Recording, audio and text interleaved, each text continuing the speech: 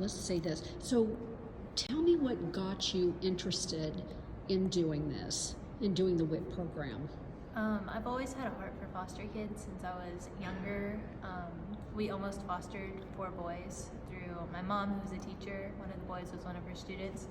And ever since being exposed to the foster care, then I started to really put myself in the shoes of these students, of these children, and just thinking, what if that was me? Would I be able to focus on school? Probably not. I would probably really benefit from someone coming and just walking alongside me and showing me how to do school even when everything else around me is changing. And how do you feel that you've benefited from being a WHIT program tutor? I really think it's just emphasized a lot of the privilege that I've had in my life. A lot of things, I haven't been super challenged. I come from a great family. I went to a great school. I'm in a great school right now. And a lot of the things that these children have to work really hard for were just like given to me. So I really want to be there to help them just get those things. Yeah. And how about, what was a challenge for your student? What was one of her challenges?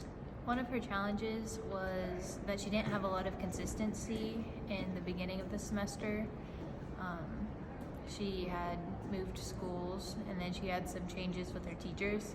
So her grades coming into it were very low, and she wasn't super hopeful about being able to pass at semester.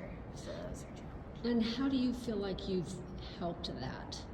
I really think that I was able to get her motivated. We started looking more towards the future and what she wanted to do with her life, and she really wants to be a nurse. And if you want to be a nurse, you have to go to college.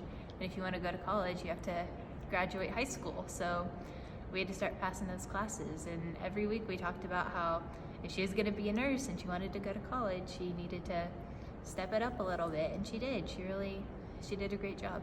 And do you feel like you gave her the tools to do that?